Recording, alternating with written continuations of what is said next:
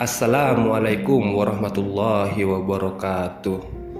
Niat memiliki arti yang sangat penting dalam setiap perbuatan ibadahmu. Dalam hal ini bisa diartikan juga bahwa ibadah apapun yang kamu lakukan sangat bergantung pada niatnya.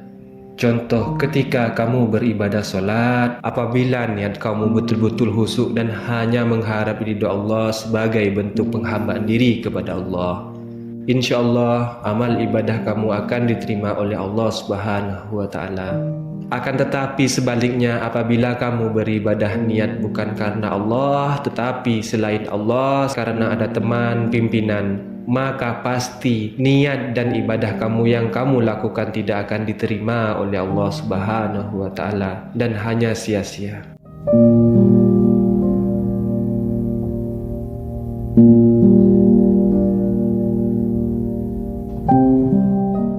Video ini saya tujukan untuk kamu yang sudah berniat tapi tidak pernah berbuat. Yang saya akan rangkum menjadi 3 bagian penjelasan. Dengan kamu menonton video ini sudah sebagian dari niat baikmu. Please, jangan di skip-skip, tonton video ini sampai selesai.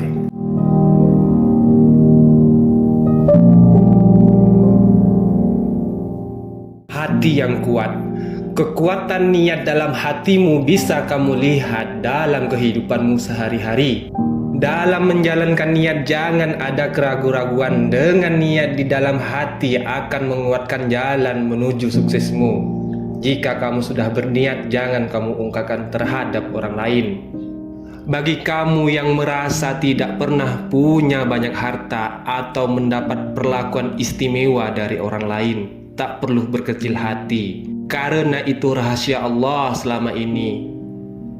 Kamu sudah terlahir beruntung, sudah dikasih fisik yang sehat dan mempunyai hati yang kuat daripada orang lain.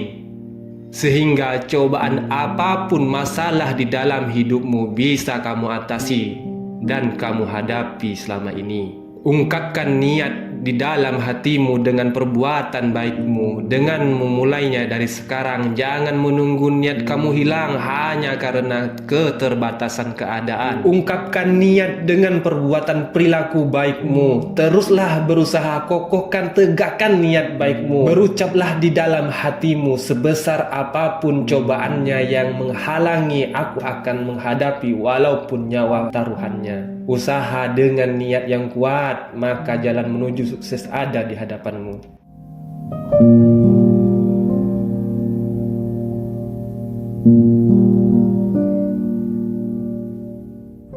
Dalam melakukan niat usaha, malas adalah musuh terberatmu yang akan selalu melintas di pikiran dan akan terus membelenggu pikiranmu. Dan malas-malasan bisa kamu patahkan dengan segera melakukan apa yang menjadi niatmu. Mengapa ketika keinginan itu sudah semakin kuat, malas juga semakin kuat datang? Karena itu nafsu yang ada pada dirimu. Ketika malasmu datang, dengan apa mencegahnya? Dengan melihat senyum indah orang-orang terdekatmu. Jangan sampai senyum itu yang kamu ingat dan kamu lihat berubah menjadi kesedihan yang terus mendalam di hatimu dan di ingatanmu, hanya karena malas itu sudah membatu di hatimu. Kenali dirimu. Berjuanglah dalam berusaha, banyak jalan menuju kesuksesan asal kamu mau melakukannya.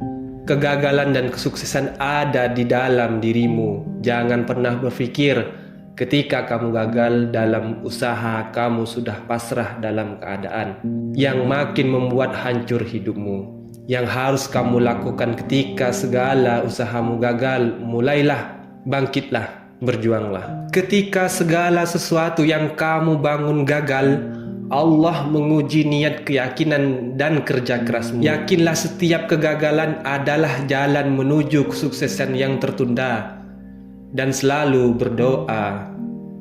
Ingat, kalau kamu masih makan 1 hari 1 kali, maka kamu harus jadikan kepalamu menjadi kaki dan kakimu menjadi kepala. Mulailah niat baikmu. Ingatlah ada kedua orang tua, anak dan istri yang menunggumu di rumah. Ingat, pengalaman yang gagal mengajarkan pola berpikir, yaitu mengajarkan kamu untuk membentuk pola pikir tidak instan. Artinya, kegagalan mengajarkan kamu untuk selalu bersabar dan mengikuti aturan-aturan sebagai syarat untuk keberhasilan. Hal ini berarti kamu sebenarnya dilarang untuk meminta keberhasilan tanpa adanya suatu usaha terlebih dahulu, dan diajari agar menahan diri, dituntun untuk seteliti mungkin agar melakukan proses atau usaha terlebih dahulu agar mencapai keberhasilan. Dan anggaplah bahwa usaha sebagai sebab dan keberhasilan sebagai akibat kerja keras. Jika prosesnya baik, hasilnya yang didapat juga akan memuaskan karena usaha yang dilakukan tidak sia-sia. Tidak ada hasil yang mengkhianati usaha. Usaha kerja kerasmu akan membuahkan hasil di masa depan. Ketiga, ikhlas. Segala sesuatu yang kamu lakukan harus ikhlas. Mungkin kamu tidak menyukai sesuatu padahal ia baik bagimu, dan mungkin kamu menyukai sesuatu padahal ia tidak baik bagimu. Allah mengetahui sedangkan kamu tidak mengetahui. Dengan memiliki keikhlasan terhadap ketetapan Allah, kehendak Allah yang pasti membawamu kebaikan. Ikhlas adalah sikap menerima dengan lapang dada apapun yang sudah terjadi. Contohnya, ada yang menyakiti, maka kamu harus berusaha memaafkannya dengan mengikhlaskan semuanya tanpa ada dendam yang tersisa di hatimu. Kunci dalam menjalankan niat, ikhlas. Dan jangan pernah kamu ingat-ingat kembali apa yang telah terjadi. Ikhlas adalah suatu sikap yang terlihat mudah diucapkan, namun banyak orang yang kesulitan menerapkan dalam kehidupan. Hal ini berkaitan dengan setiap manusia yang memiliki penyakit hati yang menyulitkan untuk bersikap ikhlas. Namun bagi orang yang bertakwa, ikhlas tidak akan sulit diterapkan. Untuk kamu yang kesulitan menjalankan arti ikhlas, serahkanlah hatimu kepada Allah. Berpasrahlah kepadanya, maka masalahmu Allah yang akan menyelesaikan. Tiada yang mustahil bagi Allah yang maha segalanya. Ikhlas adalah sikap yang dimiliki semua orang, akan tetapi tidak semua orang bisa melakukan ikhlas. Serahkanlah hatimu kepada Allah, dan yakinkanlah hatimu bahwa semuanya yang ada di muka bumi ini hanya milik Allah. Apabila semuanya itu hilang dari hadapanmu, yakinlah Allah punya jalan yang terbaik untukmu. Niatkan semangat bersyukur. Untuk kamu yang masih bingung dan malas-malasan, saya harap setelah nonton video ini ada banyak pelajaran penting yang bisa kamu ambil dari hidupmu. Sekian penjelasan dari saya hanya di Mata